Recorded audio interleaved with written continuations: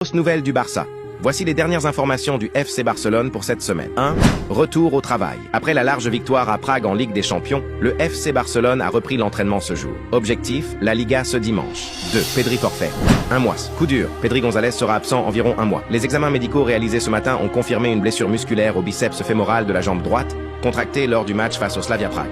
Un énorme coup dur pour le Barça, tant son influence est capitale au milieu de terrain. 3. Dernière heure, élection du FC Barcelone, 15 mars, date officielle des élections du FC Barcelone. Information confirmée par Joan Laporta, qui présentera sa démission le 6 février, conformément au règlement, 45 jours avant le scrutin. 4. Avenir incertain pour Marc Casado. Les minutes de Marc Casado ont fortement diminué ces dernières semaines. L'Atlético Madrid est désormais intéressé et lui proposerait même un statut de titulaire. La situation est ouverte. Si Hansi Flick profite de la blessure de Pedri pour lui donner du temps de jeu, Casado pourrait rester. Sinon, une décision majeure sera prise pour la suite de sa carrière. Laisse un Visca Barça en commentaire, abonne-toi pour ne rien rater de l'actualité du FC Barcelone en temps réel.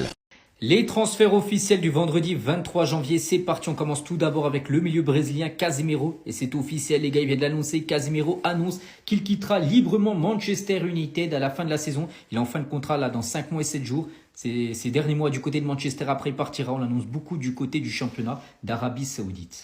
C'est officiel également concernant Quinten Timber, les gars, joueur du Feyenoord, c'est fini. Il s'engage à l'Olympique de Marseille en provenance du Feyenoord. Donc prix du transfert, 4,5 millions d'euros plus bonus, difficilement atteignable. Le joueur avait 4 options mais a plutôt préféré rejoindre l'Olympique de Marseille. C'est officiel également concernant Edin Dzeko. Il quitte la Fiorentina et débarque du côté de Schalke 04. C'est actuellement une équipe qui évolue en 2e division allemande. Ils sont leaders. Donc l'attaquant de 39 ans s'engage chez le leader de la 2e division. Donc voilà, bonne chance à lui. Lui qui jouait il y a encore quelques années à Manchester City. C'est officiel également concernant Sebastian Szymanski, donc c'est un joueur polonais. Et il quitte le Fenerbahçe et débarque du côté du Stade Rennais. Le transfert aux alentours des 10 millions d'euros, donc il vient de s'engager jusqu'au 30 juin 2029. Le Paris Saint-Germain complètement décimé avant le match ce soir contre la JOC. Regardez tous les absents, donc Neves pas là, ni Ruiz, les gars, il s'est blessé lors du match contre le Sporting. Ni Nuno Mendes, ni Hakimi, Kangini, Safonov et Quentin Djontou ne sont pas là. À noter le retour, les gars, du champion d'Afrique, avec le Sénégal, bien sûr, Ibrahim Mbaye qui est de retour. Il devrait commencer sur le banc, mais il devrait jouer, bien sûr, la fin de match. Attention, ce soir, coup d'envoi 20h et non 21h. C'est plutôt inédit, on va dire. Donc, pourquoi c'est exceptionnellement à 20h? Donc, un choix demandé par le club du PSG pour optimiser la récupération entre les deux matchs de Ligue des Champions. Parce qu'oubliez pas que Paris reçoit Newcastle mercredi prochain. Et du coup, voici le 11 probable pour le match du jour. Donc, avec tous les absents, il a dû bien sûr remanier tout ça. Donc, déjà, Chevalier au but. Donc, Hernandez à la place de Nuno Mendes, qui est forfait.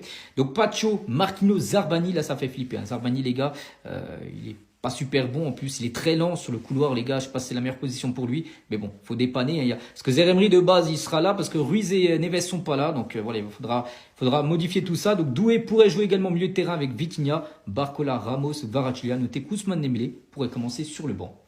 Le Sénégal, les gars, a impressionné l'équipe de France. N'oubliez pas que le prochain match officiel de la France et du Sénégal, c'est l'un contre l'autre. Bien sûr, ça sera lors de la première journée de la Coupe du Monde l'été prochain. Et la Fédération française de football a envoyé un entraîneur national pour observer le Sénégal et d'autres nations lors de la Coupe d'Afrique des Nations.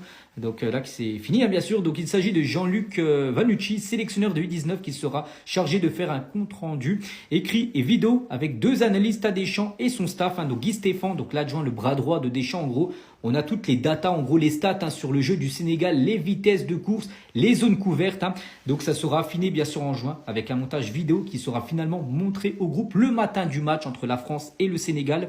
Donc de ce côté, bien sûr, le staff des Bleus a regardé la Coupe d'Afrique des Nations à la télé et a été marqué quand même par la puissance, la technique et la densité du Sénégal à la perte du ballon. Dès que le ballon était perdu, grosse pression pour essayer de récupérer le plus rapidement possible, à l'image du PSG saison dernière. Donc Deschamps récoltera d'autres informations auprès aussi de ces joueurs, à l'image d'Olysée Upamecano, qui pourront eux-mêmes donner des informations sur Nicolas Jackson, leur collègue du côté du Bayern. Et à noter aussi que le staff des Bleus a aussi identifié toutes les solutions dont disposait Papio pour pallier les absences.